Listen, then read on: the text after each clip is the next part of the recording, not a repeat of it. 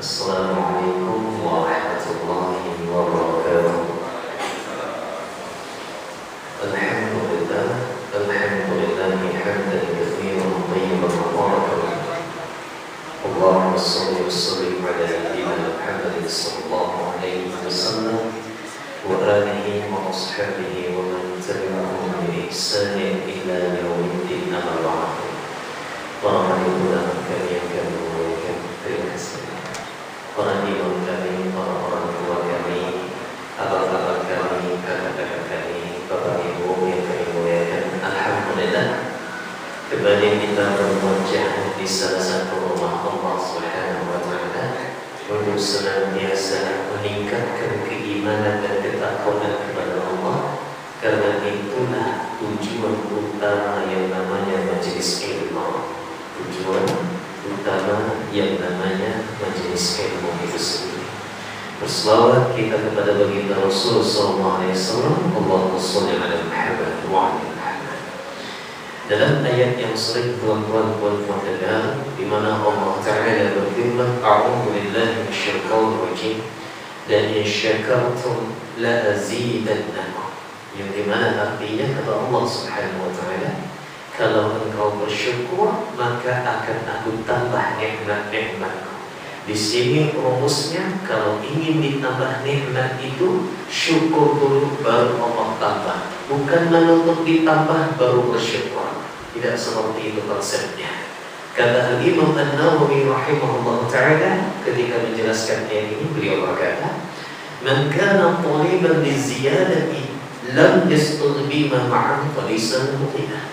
Siapa yang terus ingin menambah lalu tidak pernah merasa cukup dengan nikmat yang Allah berikan, maka ia tidaklah disebut sebagai orang yang qanaah, orang yang kaya hati. Oleh karena itu, lantas bagaimana caranya kita bersyukur kepada Allah Subhanahu wa taala? Yang pertama secara ringkasnya adalah karena kata syukur ini kata-kata yang sering terucap, terdengar dan terucap dan terdengar dan sering disebutkan dalam muqaddimah dalam kajian.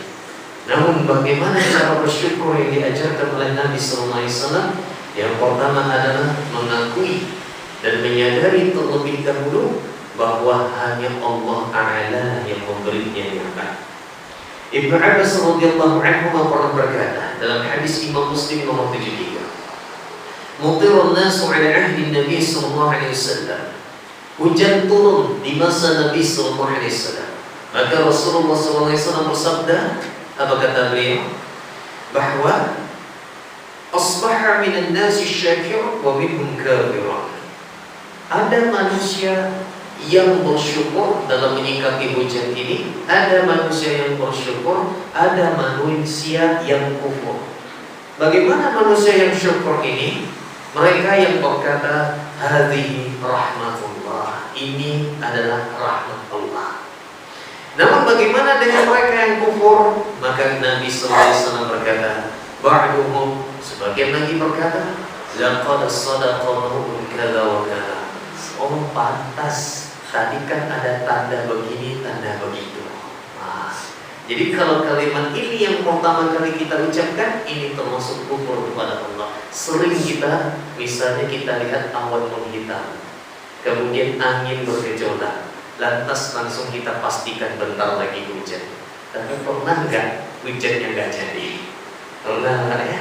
Lewat begitu saja. Karena itu hujan turun semua karena izin dari Allah, rahmat dari Allah.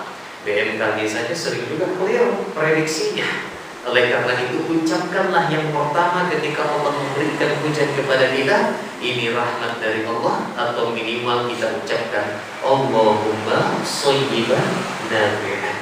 Ini cara yang pertama, mengakui semua nikmat yang kita terima itu dari Allah. Tidak boleh juga kita menyatakan bahwa ini hasil kerja keras saya banting tulang. Kalau Allah tidak mengizinkan, itu tak akan terjadi. Itu tidak akan terjadi. Ucapkanlah pujian kepada Allah terlebih dahulu, barulah kita ucapkan ini ikhtiar yang telah saya lakukan. Kemudian yang kedua, bagaimana cara bersyukur itu? menyebut-nyebut nikmat yang diberikan oleh Allah, sebagaimana Allah firmankan di surah yang tuan-tuan hafal Al-Duha di ayat yang terakhir, wa amma bi ni'mati rabbika fahaddits. Adapun nikmat dari Tuhanmu fahaddits, ucapkanlah. Maksud ucapkan nikmat dari Tuhan ini bukanlah, Pak, alhamdulillah ada motor saya. Alhamdulillah ini ada tablet nih. Alhamdulillah rumah ada, Pak. Bukan seperti itu maksudnya. Khawatirnya jatuh kepada ujub, khawatirnya kita terjatuh kepada ujub, apalagi kesombongan. Maksud menyebut-nyebut nikmat ini seperti misalnya Honda bocor di tengah jalan, kemudian kita mikir, lalu katakan kepada diri, alhamdulillah bocornya masih bisa diselamatkan. Pas pula bocor di tengah jalan, alhamdulillah yang di belakang masih bisa berhenti. Sempat tak berhenti, udah bocor, tetap berat lagi. Nah, sebutkan kebaikan-kebaikan di balik musibah itu. Misalnya kita masuk atau anak masuk rumah sakit, yang dipikirkan bukan yang itunya, tapi yang dipikirkan kemudahan yang telah Allah berikan kepada kita ketika berurusan dengan rumah sakit. Misalnya kepedulian saudara seiman datang menjenguk, ini nikmat dari Allah. Lancarnya pengurusan BPJS, ini nikmat dari Allah. Ada kawan-kawan kita yang susah untuk mengurus BPJS-nya. Allahu Akbar. Nah ini dia, di balik musibah kita baca kebaikan-kebaikan dari musibah itu. Inilah menyebut-nyebut nikmat yang Allah berikan.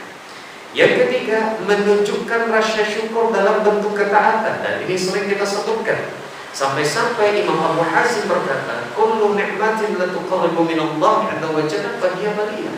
Setiap nikmat yang tidak mendekatkan diri kita kepada Allah, sibuk dengan perkara dunia, tapi harta yang kita miliki tidak membawa kita ke masjid, harta yang kita miliki tidak membawa kita ke majelis ilmu, harta yang kita miliki disibukkan dengan pekerjaan-pekerjaan dunia, namun lupa akan akhirat. Bahaya, itu adalah musibah. Na'udzubillah min dzalik. Kemudian selalu melihat ke saudaranya yang di bawah darinya. Kata Nabi sallallahu alaihi wasallam, man lam yashkuril qalil lam yashkuril katsir. Siapa yang tak pernah mensyukuri hal yang kecil, dia tidak akan pernah bisa mensyukuri hal yang besar. Kemudian Nabi sallallahu alaihi wasallam juga bersabda, unzuru ila man asfala minkum. Lihatlah yang berada di asfal. Asfal ini bukan tahta lagi, karena dalam bahasa Arab bawah ini bisa tahta. Tahta itu di bawah kita. Tapi kalau asfal itu di bawah lagi, di bawah aspal.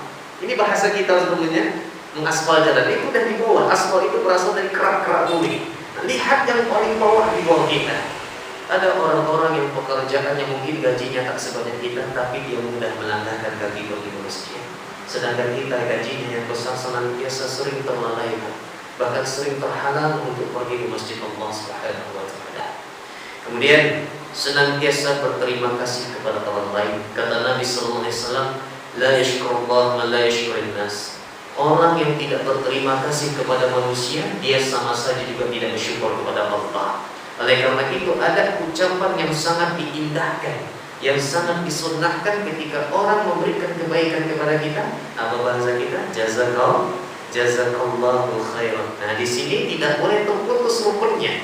Jangan kita mengucapkan jazakallah saja. Kalau jazakallah ini rukunnya terputus, sehingga makna kalimatnya pun tidak bermakna apa-apa. Sama seperti rukun ta'awuz, isti'azah, a'udzu billahi minasyaitonir rajim, ini memiliki 4 rukun. Salah satu rukunnya adalah tidak sah kalau kita hanya menyebut a'udzubillah, aku berlindung kepada Allah. Dari apa?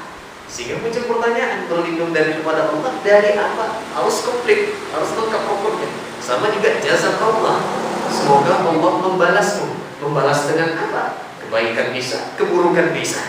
Karena itu dilengkapkan jazakallahu khairan kalau sesama laki-laki. Kalau yang memberi kebaikan itu perempuan, maka domirnya dibuat ki, ya menjadi ki. Jazakillahu khairan. Kalau orang lain jazakumullahu khairan. Kalau untuk perempuan yang ramai jazakumullahu khairan katsiran. Inilah cara kita bersyukur kepada Allah Subhanahu wa ta'ala. Tuan-tuan para orang tua kami yang kami muliakan, kita masuk kepada tema tentang bahaya berbuat kezaliman. Na'udzubillah min dzalik. Pertama, tentang pengertian zalim itu apa? Di Di dalam kitab Lisanul Arab, az-zulmu, kezaliman itu maknanya wada'u syai'i fi ghairi mawdi'ihi. Meletakkan sesuatu tidak pada tempatnya. Beda dengan adil. Yang namanya adil meletakkan sesuatu pada tempatnya. Sedangkan kezaliman meletakkan sesuatu tidak pada tempatnya. Atau lebih luas yang disebut oleh Al-Imam Rawid Al-Asfahani rahimahullah ta'ala dalam kitabnya Mufradat Al-Labzil Quran Al-Asfahani. Ini kitab yang tidak boleh tinggal bagi orang-orang yang belajar tafsir Quran. Baik, di situ beliau sebutkan maksud kezaliman adalah wada'u syai'i fi ghairi mawdi'ihi al-mukhtas bih, imma bi naqisani aw bi ziyadati wa imma bi 'uduli 'an waqtin aw makani. Zalim adalah meletakkan sesuatu bukan pada posisi yang tepat baginya, baik karena kurang atau adanya kelebihan, baik karena tidak sesuai waktunya atau dari segi tempatnya. Contoh misalnya, kezaliman yang sering terjadi adalah misalnya contoh. Pernah guru kami menyebutkan termasuk sebuah kezaliman kecil adalah di mana anggota tubuh kita tidak kita gunakan dalam hal yang semestinya. Misalnya mencoret-coret tangan, ya, yang dimana kulit ini digunakan bukan untuk dicoret. Ya, Allah Ta'ala, ini hanya kezaliman kecil saja. Namun yang kita bahas di sini adalah kezaliman yang menghasilkan dosa. Na'udzubillahi min dzalik. Baik. Pembagian kezaliman. Zalim terbagi kepada 3 sebagaimana hadis Imam Al-Battah dan hadis Al-Imam At-Tayalisi. Hadis ini hadis hasan, di mana yang membagi kezaliman ini adalah baginda Rasul sallallahu alaihi wasallam sendiri. Apa kata Nabi sallallahu alaihi wasallam? Az-zulmu salasatu. Kezaliman itu ada 3 jenis. Az-zulmu la yaghfiruhu Allah. Pertama, kezaliman yang Allah tidak ampuni. Ini berbahaya. Kezaliman yang Allah enggan mengampuninya. Yang kedua, wazulmun yaghfiruhu Allah.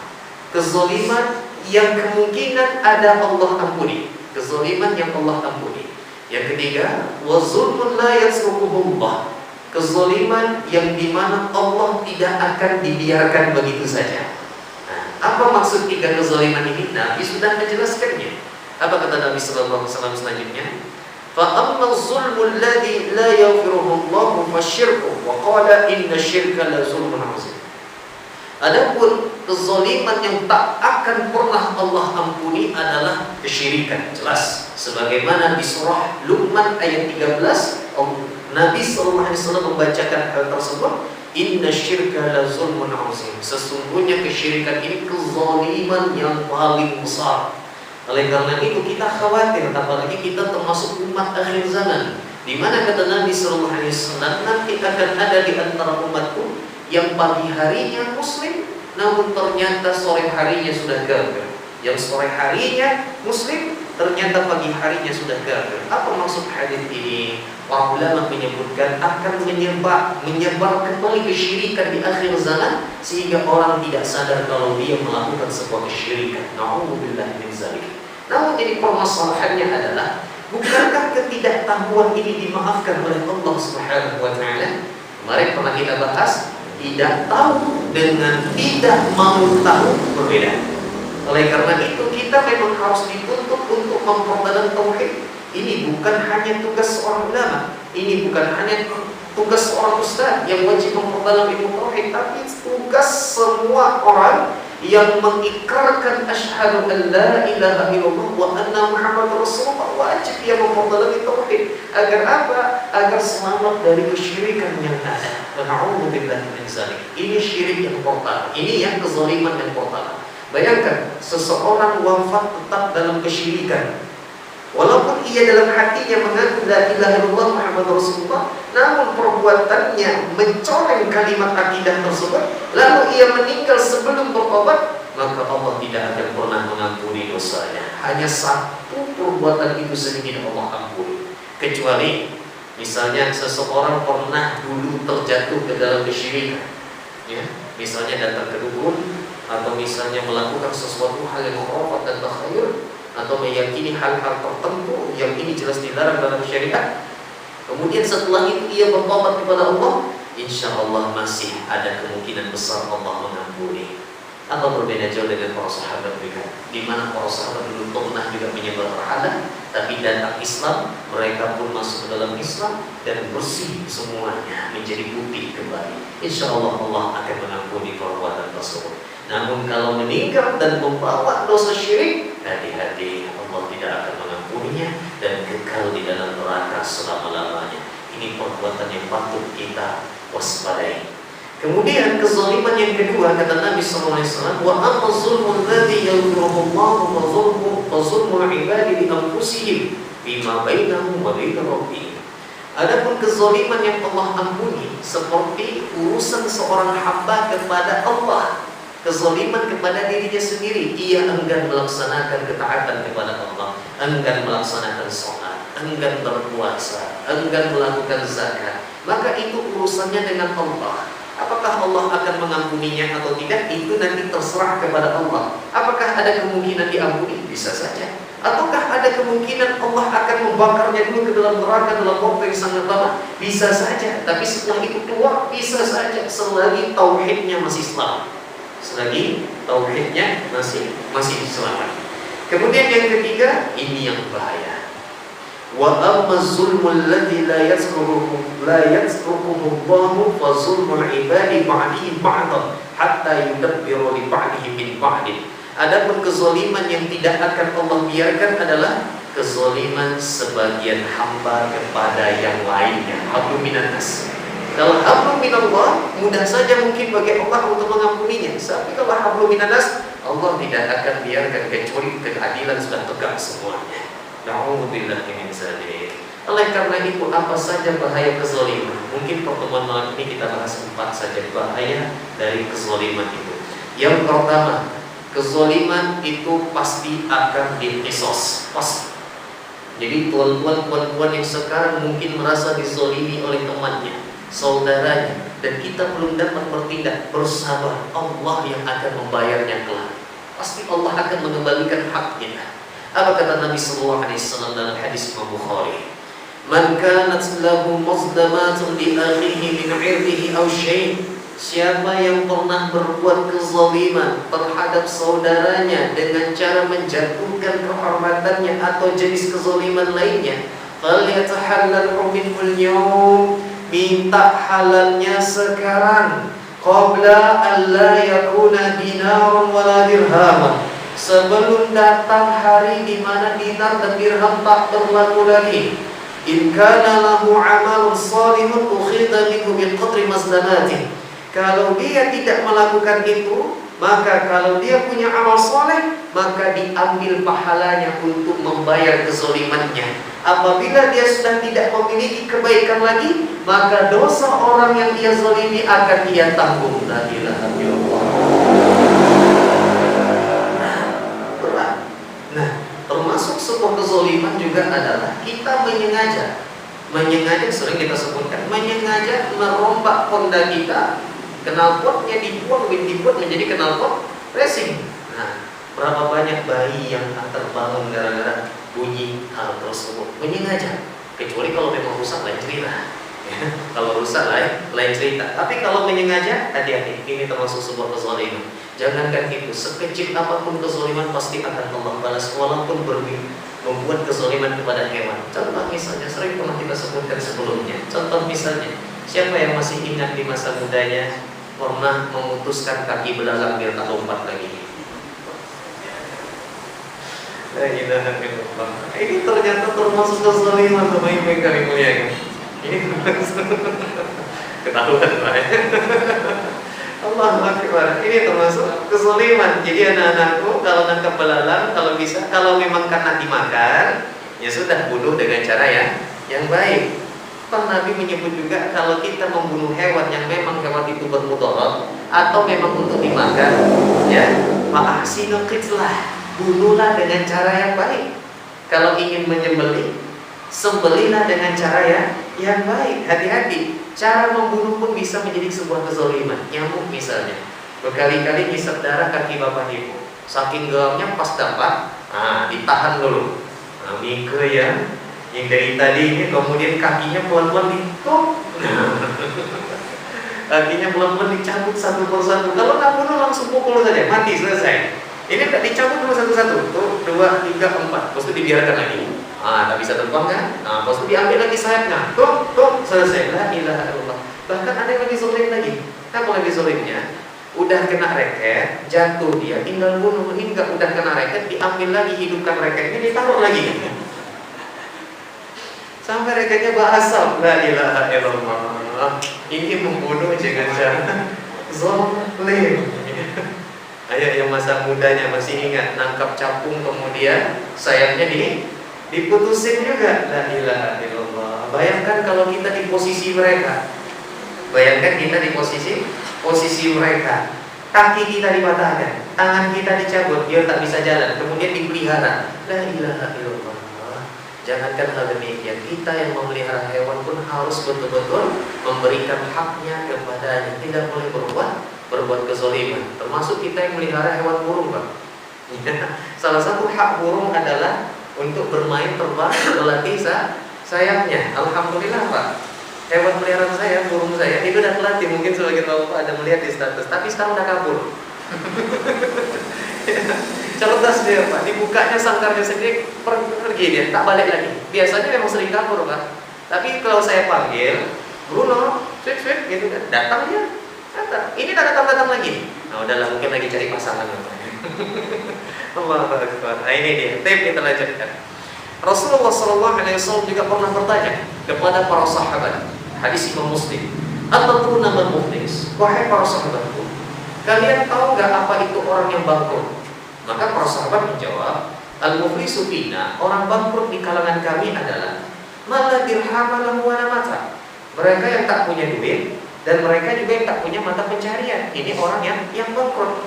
Maka kata Nabi sallallahu alaihi wasallam, innal muflisa min ummati, adapun orang bangkrut di kalangan umatku, ya'ti yaumal qiyamati bis sholati wasiyami wa zakatin.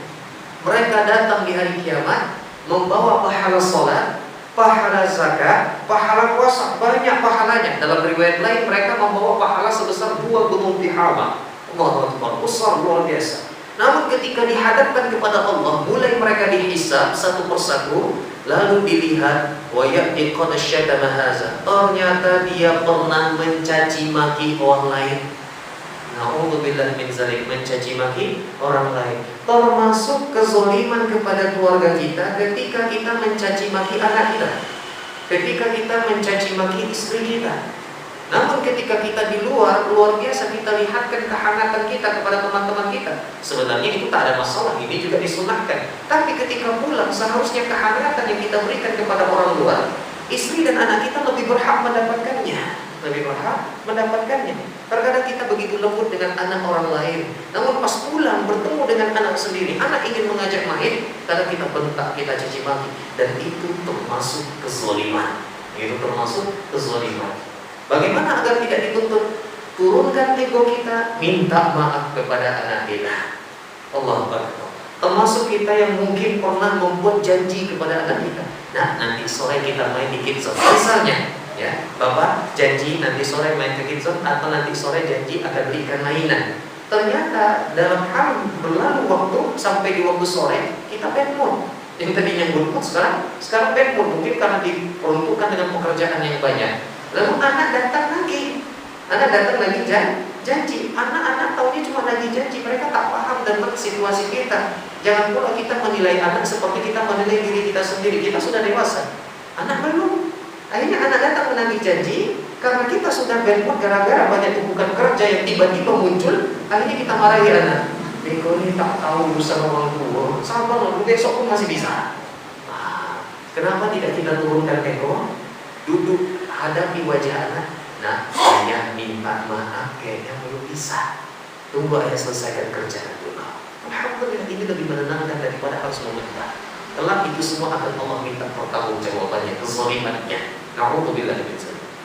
Kemudian setelah dicek lagi, wa qadama hadza, dia pernah menuduh seorang mukmin. Pernah kita bahas kemarin juga, teman-teman yang kami muliakan. Jangankan perkara kafir mengkafirkan di antara saudara seiman. Jangankan perkara sesat menyesatkan di antara saudara seiman gara-gara beda paham fikih, menuduh saja yang tuduhan itu tidak ada padanya. Askanallahu fi rabbil khabar. Allah tenggelamkan dia di dalam danau neraka. Sampai kapan? sampai dia dapat membuktikan apa yang ia tuduhkan. Ini tuduh-menuduh luar biasa. Alhamdulillah. Apalagi menuduh pasangan pernah melakukan perzinahan, ini bahaya. Namanya li'an dalam fikih munakahat, dalam fikih pernikahan. Kalau ada dua orang suami istri, mereka saling tuduh-menuduh, Mika selingkuh kan? Tidak, Mika yang selingkuh, lain sebagainya. Akhirnya terjadi li'an. Mereka saling bersumpah, saling melaknat. Kalau misalnya itu sudah terjadi, maka otomatis cerai. Kemudian mereka tak dapat kembali lagi selama-lamanya kalau sudah terjadi li'an. Beda dengan talak. Kalau talak 1, talak 2 masih bisa kembali. Talak 3 masih bisa kembali dengan catatan sang istri sudah nikah dengan laki-laki dulu. Tunggu dia cerai dulu. Apa bahasa kita? Tunggu janda. Allahu Akbar. Baru bisa nikah kembali. Beda dengan li'an. Mau nikah berapa kali pun tak boleh menikah lagi. Nah, ini perkara yang berbahaya di li'an ini. Na'udzubillah min dzalik. Kemudian ternyata pas dicek lagi, wa akala malah ada, dia pernah makan harta dengan cara yang tidak hak. Kelak Bapak Ibu yang kami muliakan, kalau pekerjaan kita tidak halal, atau misalnya kita memberi makanan dengan cara yang tidak halal kepada keluarga, anak dan istri kita, dia akan menuntut nanti di akhirat. Ya Allah, aku diberi makanan yang tidak halal dan lain sebagainya, anak dan istri kita, karena seorang suami lah wajib menafkahi. Kemudian wasama kata dama, termasuk juga pernah kita bahas kemarin juga. Kalau bagi kita, termasuk saya karena saya guru juga, terkadang sering pinjam pena. Nah, pena itu dan pasti pinjam tak balik lagi biasanya. Nah, ini kelak nanti pena ini akan bukan pena yang berbicara, Pak, ya. Bukan pena yang berbicara. Tapi bisa jadi tempat bumi menjadi saksi kita bahwa pena tersebut bahaya. Jangan sampai itu menjadi penghalang masuk ke dalam surga. Ini temannya sudah nggak ada lagi.